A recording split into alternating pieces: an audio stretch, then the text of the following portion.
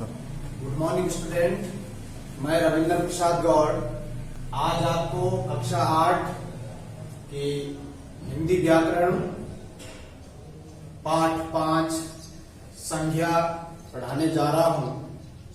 आशा करता हूं कि आप भी इस पाठ को मेरे साथ अच्छी तरह समझेंगे। तो आइए सबसे पहले हम बात करते हैं संज्ञा।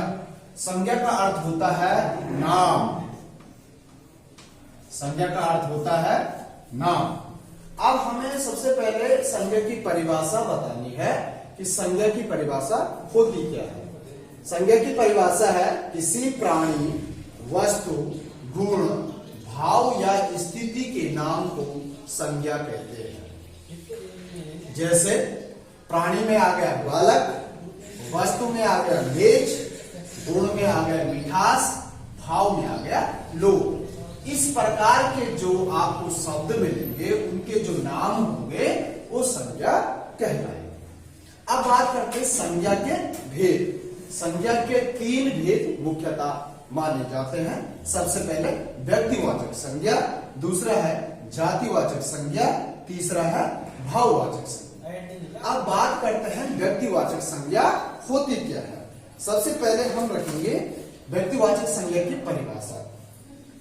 जो संज्ञा शब्द किसी विशेष नाम के व्यक्ति, प्राणी, वस्तु या स्थान का बोध कराती है उसे व्यक्तिवाचक संज्ञा कहते हैं। जैसे व्यक्तिवाचक संज्ञा में जैसे हो गया राम,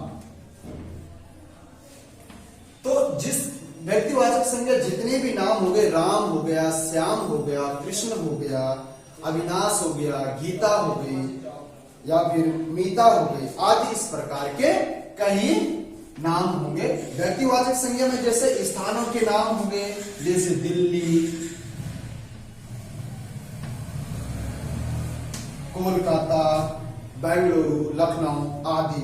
या फिर वस्तु के नाम भी होंगे, जैसे वस्तु के नाम हो गए रामायण, महाभारत, गीता, बाइबिल, कामायनी आदि। नदियों के नाम जैसे गंगा,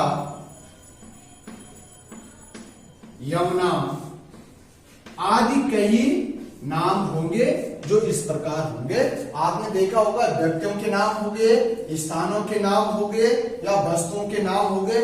इतने जितने प्रकार के नाम होंगे वो व्यक्तिवाचक संज्ञा के अंतर्गत आएंगे। इसके बाद जैसे पर्वतों के नाम, दिनों के नाम, महीनों के नाम आदि कई प्रकार के नाम होंगे वो व्यक्तिवाचक संज्ञा के अंतर्गत आएंगे। दूसरा है जातिवाचक संज्ञा। जातिवाचक संज्ञा जब कोई संज्ञा शब्द एक ही प्रकार के सभी प्राणियों, वस्तुओं तथा स्थानों का बोध कराते हैं उसे जातिवाचक संज्ञा कहते हैं। जातिवाचक संज्ञा में जैसे उदाहरण देंगे, जैसे मनुष्य। अब मनुष्य देखो, मनुष्य जातिवाचक संज्ञा के अंतर्गत इसलिए आता है, अगर मनुष्य की जगह राम आ गए तो नाम पर्सनल नाम हो गया तो ये व्यक्तिवाचक संज्ञा के अंतर्गत आएगा।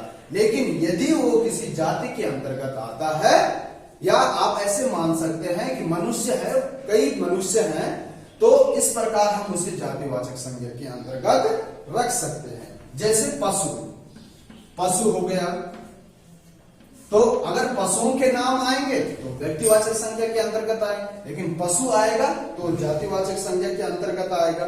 या फिर आप उदाहरण दे सकते हैं दूसरा, जैसे इसमें क्या है तोता, ये भी पक्षी है, तो पक्षियों के अगर नाम आएंगे तो वो होगा जातिवाचक संज्ञा के अंतर्गत। इसके बाद आता है भाववाचक संज्ञा। भाववाचक संज्ञा की परिभाषा क्या है?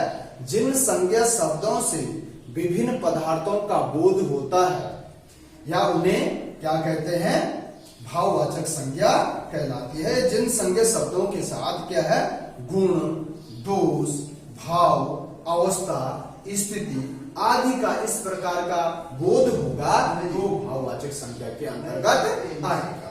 तो सबसे पहले क्या भाववाचक संज्ञा के अंतर्गत, जैसे गुण हो गया, और दोष हो गया सबसे पहले गुण में, जैसे मिठास, अभी हमने ऊपर बताया था आपको गुण के अंतर्गत, तो मिठास ये गुण के अंतर्गत आएगा।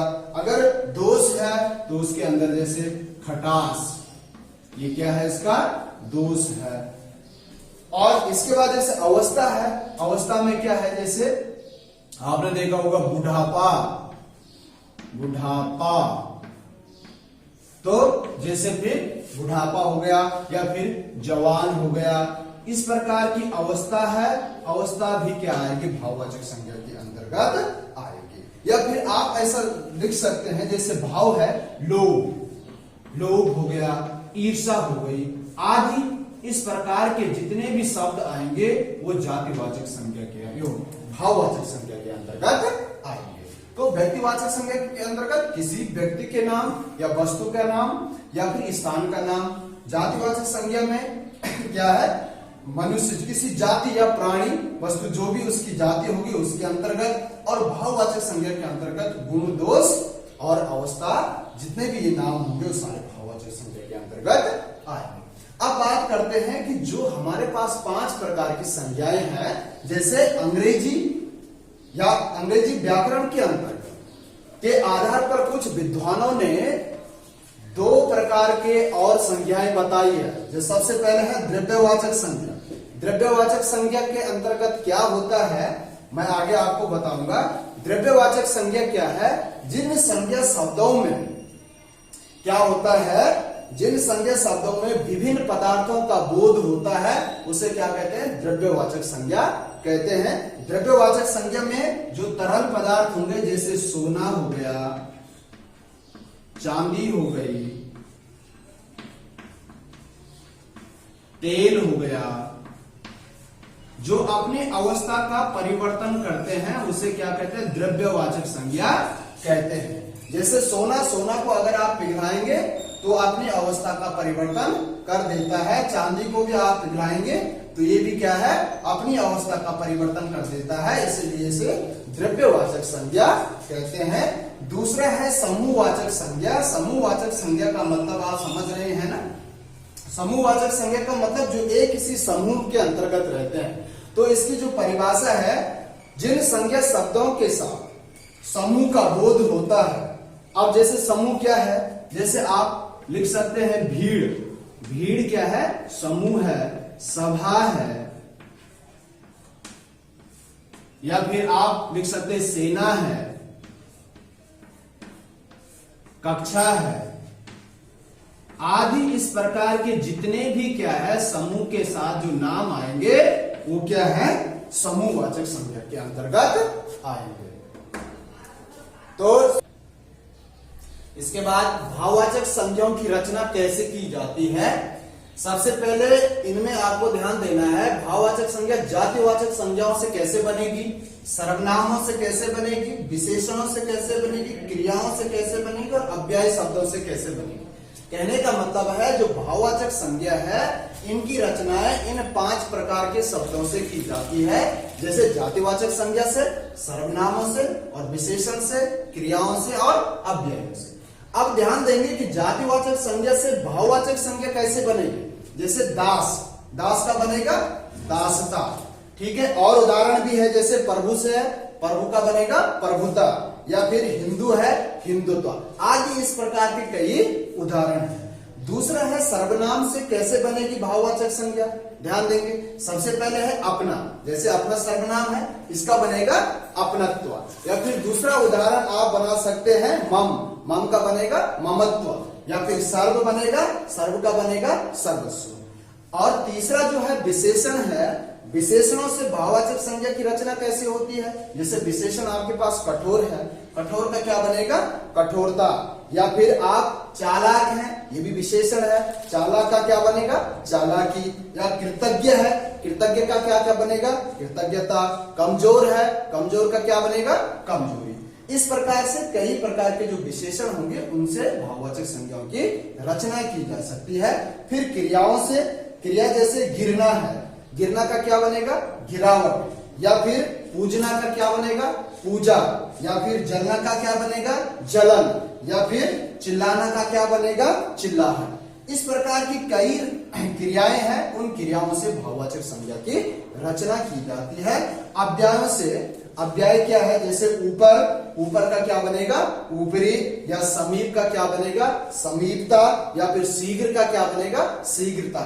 इस प्रकार की कई अव्यय शब्दों से भाववाचक संज्ञाओं की रचनाएं की जा सकती है।